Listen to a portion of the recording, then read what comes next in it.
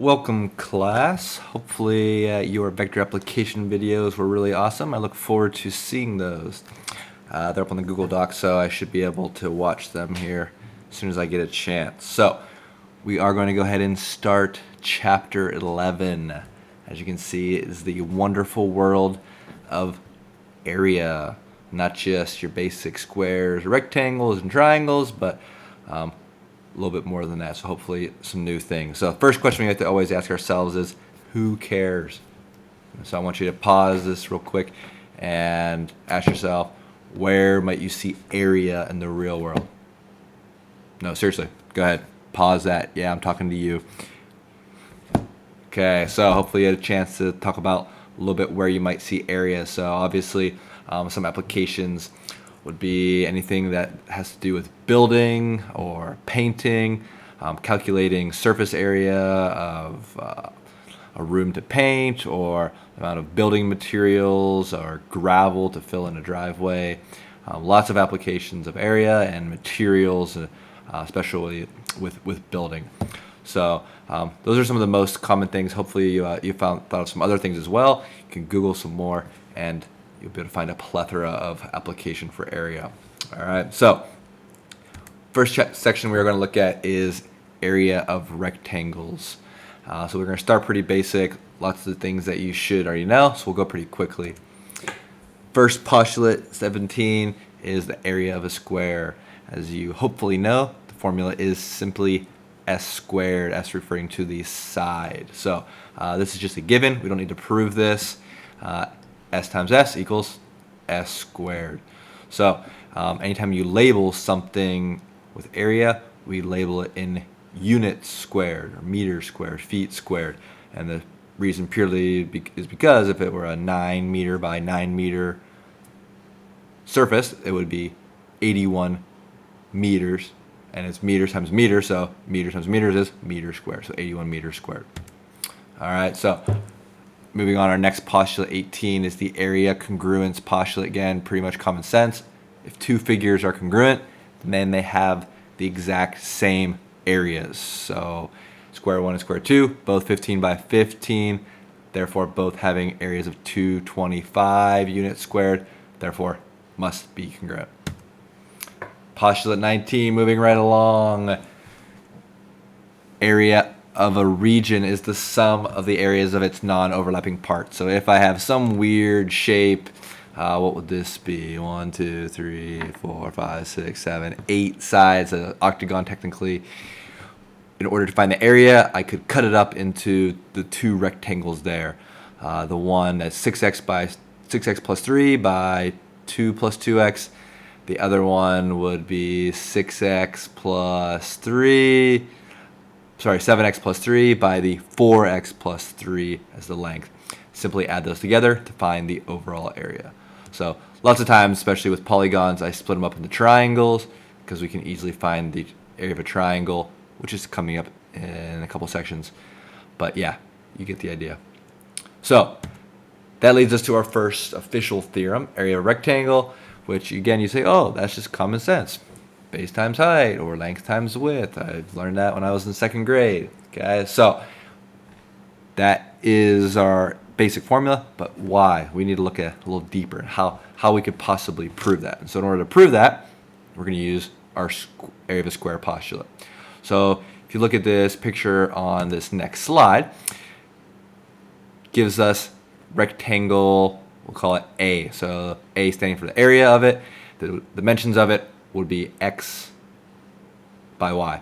So what we're going to do is we're going to make a square using x's and y's. So I'm going to make it a square that's x plus y by x plus y. So therefore I now have 4 shapes inside it. We could split it up, and using our area addition postulate, we know that the total area of this square would be 2a plus x squared plus y squared. So now what we can also do is say, okay, well, the area of the square would also be x plus y times x plus y. And if you use your algebra skills, which hopefully you showed on your placement test on Tuesday, go ahead and multiply that out. You would get you would get x squared plus 2xy plus y squared. And if you go ahead and set those two equal to each other, combine like terms, get a by itself, you end up getting a equals x times y. Or going back to the previous slide, a equals base times height. Just replace with x and y. So that is a formal proof. If you want to look at it more in depth, you can look at page 424 in section 11.1. So a couple problems to try on your own, and that's pretty much it for this first section. If you look at page 426, 18, and 20, go ahead and turn there. Again, I'm just moving through this pretty quickly, so if you need to pause it to write down anything, hopefully you have done so. So number 18, if you look at that picture there, they give us a weird shaped little step ladder, but with some numbers filled in. Using our area addition postulate, we can cut that up into 4 rectangles. There's a bunch of other ways you could do it, but I think the most common way would be to cut it up vertically. And so therefore I've got a 2.8 by 2 unit rectangle, a 2.8 by 4 unit rectangle, 2.8 by 6 unit rectangle, 2.8 by 8 unit rectangle. Multiply those, add those up, clearly get 56 square units. 20, bit more difficult. We need to use a little trigonometry in there. Not trigonometry, our special triangle mathematics in there. And knowing that that's a 30-degree angle, I know that the other angle would be 60 degrees, so I've got my 1, 2, root 3 triangles. Therefore, I know that the one side would be 9, the other would be 9 root 3. Therefore, length times width would be 81 root 3 square units.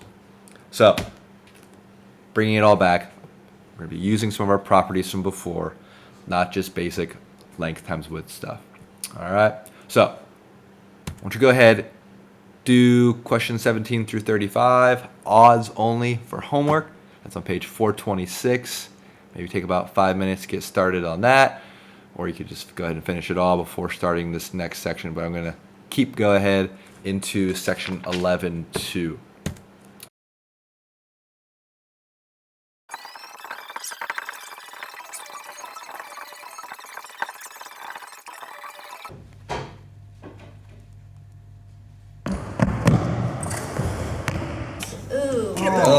Make sure you don't lose it.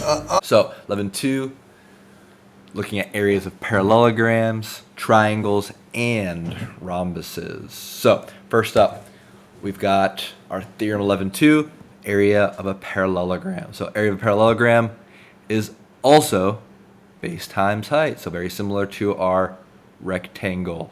So one way to visually prove this that I'm sure you have all done in the past is if you were to cut off this little piece right here and then move it over to here, what do you have?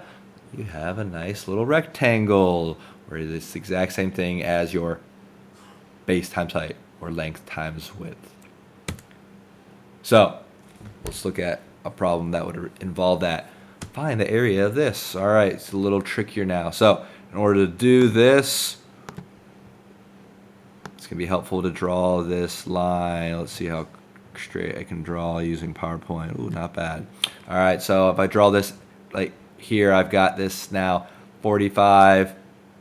This would be right angle. Oh, so that would be 45. Oh, so I've got a 1, 1, root 2 triangle. All right, so if that's 8, then this and this would be 8 divided by root 2. So that would give us height for this trapezoid of 4 root 2 if I simplify that. So I now know that I got height 4 root 2, base 10, area equals base times height, 40 root 2.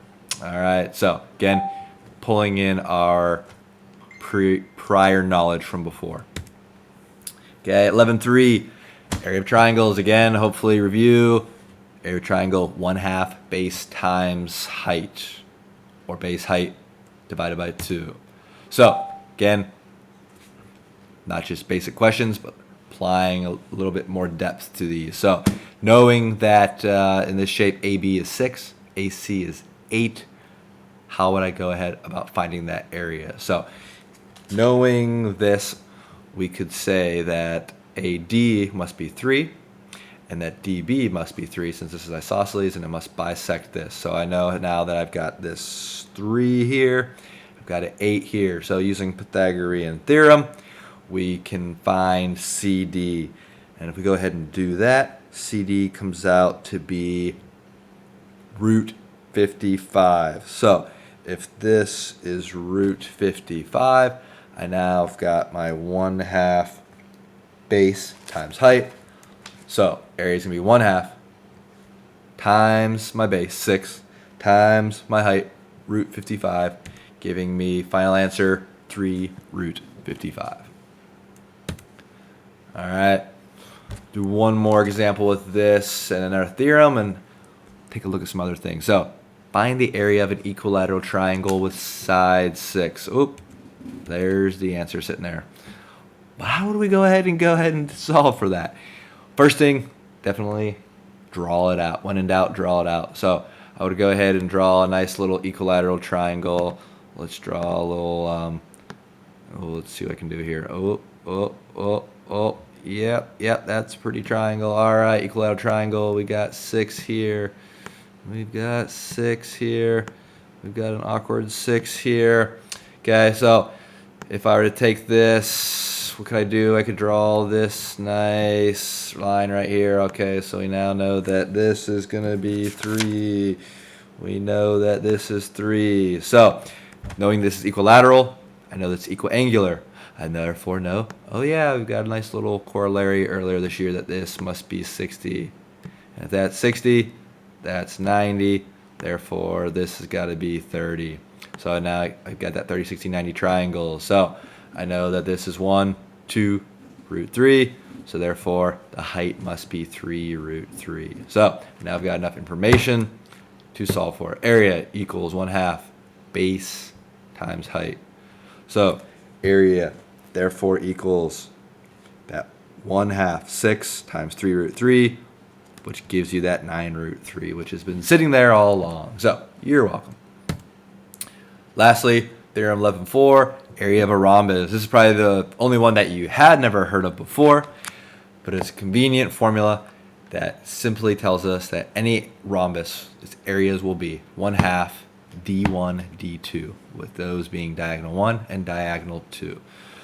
So if you want to look at the proof, you can do so. It's on page 430, but basically just using the fact of some congruent triangles, and once we know these two triangles, I can find the area of this and the area of this, and obviously add those together to give me the overall area being 1/2 D1, D2. All right, so I want you to do 3 classwork problems before you go on to your homework, just to give you a little examples. I'm not going to go over these ones, but the answers are here. Make sure you get those. If you have questions, be sure to ask Ms. Hahn. She'll go over those with you, and then go ahead and get started on the homework. So don't just keep going on. Pause it here. Do these 3 problems. All right. Hopefully you didn't have too many questions, and if so, Ms. Hahn answered those. Homework for that is going to be page 431, 3 through 30, multiples of 3. And then I want you to try number 37. 37's what we would call the big dog question. So we'll see who still is the big dog. All right. Hopefully you were able to keep up with this. Make sure you ask Ms. Hahn questions, ask each other questions. Work on this homework. Whatever you don't get finished will be homework for next class period. All right. Have a great day.